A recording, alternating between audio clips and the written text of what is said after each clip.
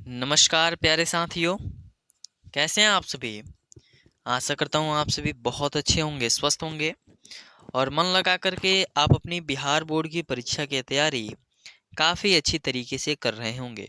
साथियों, आज हम लोग Bihar board class 12th English के कुछ बहुत ही महत्वपूर्ण प्रश्नों की चर्चा करने जा रहे हैं, जो कि आपके बिहार बोर्ड की परीक्षा के लिए काफ़ी महत्वपूर्ण है। तो आप वीडियो में शुरू से लेकर के अंत तक अवश्य बने रहिएगा। साथियों, हमने पिछले वीडियो में अंग्रेजी यानी इंग्लिश के कुल 5 प्रश्नों की चर्चा की थी। आशा करता हूँ आप उस वीडियो को देखे होंगे। अगर किसी कारणवश आप उस वीडियो को नहीं देख पाए हैं तो हमारे इसी वीडियो के डिस्क्रिप्शन में उस वीडियो का लिंक दे दूंगा, आप उसे अवश्य देख लें। चलिए साथियों, आज का प्रश्न है, what does the author prefer to materialism. साथियों, यह chapter Indian civilization and culture से यह प्रश्न को लिया गया है, जिसमें से यह बोला जा रहा है कि गांधी जी जो हैं, जो लेखक हैं, जो ऑथर हैं, वह मेटेरियलिज्म के अलावा वह किसको पसंद करते हैं, भौतिकवाद के अलावा और किसको पसंद करते हैं। तो आंसर लिखेंगे, Mahatma Gandhi prefers simple living and high thinking to materialism. Mahatma Gandhi ji जो है ना, वह साधारणतः जीवन जीना, सादा जीवन जीना और उच्च विचार रखना भौतिकवाद से अच्छा मानते हैं। He prefers spiritual and moral progress to materialism. वह यह भी बोलते हैं कि आध्यात्मिक रहिए और अपने मोरल प्रोग्रेस पर काम कीजिए। ठीक है, चलिए अगले प्रश्न की तरफ बढ़ते हैं और आपका अगला प्रश्न है, what was Martin Luther dream. Martin Luther king जो जूनियर हैं, उनके क्या सपने हैं।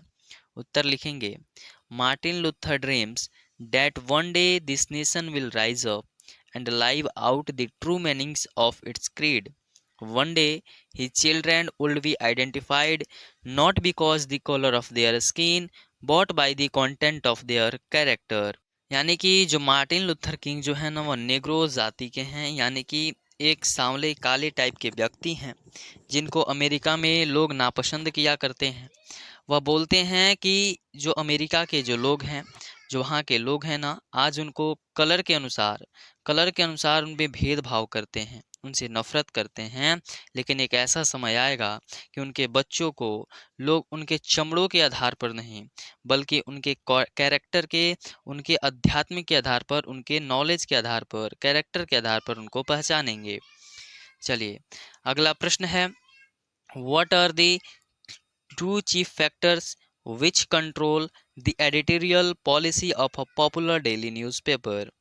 जो न्यूज़पेपर डेली आप सभी के पास आता है, उसके ऐसे दो चीफ फैक्टर के बारे में बताइए जो एडिटोरियल पॉलिसी के खिलाफ, यानी कि जो एडिट करने वाला व्यक्ति है, छापने वाला व्यक्ति है, वह कभी नहीं छाप सकता। तो लिखेंगे, the editorial policy of a popular daily newspaper is controlled by two chief factors. The first is the advertiser and the second is the owner of that publication. जो एडिट करने वाला व्यक्ति है, जो पेपर छापने वाला व्यक्ति है, वह कभी भी दो लोगों के खिलाफ बातों को पेपर में नहीं छाप सकता। एक तो जो उसमें एडवर्टाइज करता है, जो नए नए प्रोडक्ट का प्रचार करवाता है, उसके लिए न्यूज़पेपर वाले को पैसे देता है, और दूसरा उस न्यूज़पेपर वाले के मालिक, यानी कि जो उसके ऑनर हैं उस न्यूज़पेपर के, उसके खिलाफ कभी भी गलत बातों को नहीं छाप सकता। चलिए अगले प्रश्न की तरफ बढ़ते हैं और आपका अगला प्रश्न है, Where did the speaker receive love in the poem My Grandmother House? My Grandmother House से यह चैप्टर को लिया गया है, कमला दास द्वारा लिखित है, जिन्हें बाद में धर्मांतरण जब उन्होंने इस्लाम को अपना लिया तो उन्हें कमला सुरैया के नाम से भी जाना गया। तो लिखेंगे, the speaker received love at her grandmother house where she lived with her grandmother. She felt immense love and affection from her grandmother. जो कमला दास हैं, कमला सुरैया जी हैं, वह बोलती हैं कि मुझे सबसे अधिक जो प्रेम है ना, मेरे दादी के घर पे मुझको मिला था। ठीक है, चलिए अगले प्रश्न की तरफ बढ़ते हैं और आपका अगला प्रश्न है, how can some corner of a foreign field be for ever England. Answer लिखेंगे, the speaker explains that if he dies on a battlefield in a foreign land, he will be buried there.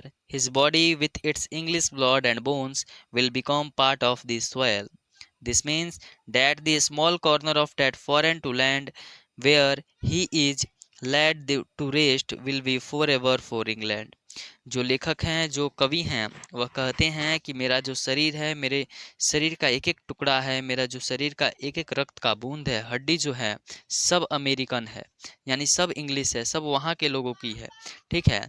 और जब मैं किसी और देश में, किसी दूसरे देश में लड़ने के लिए जाऊँगा, संघर्ष करने के लिए जाऊँगा, अगर मैं वहाँ पे मारा जाता हूँ, तो जहाँ पर मुझे दफनाया जाएगा, वहाँ की मिट्टी किसकी हो जाएगी? इंग्लिशमैन की, यानी इंग्लैंड की, अमेरिका नहीं, इंग्लैंड की हो जाएगी।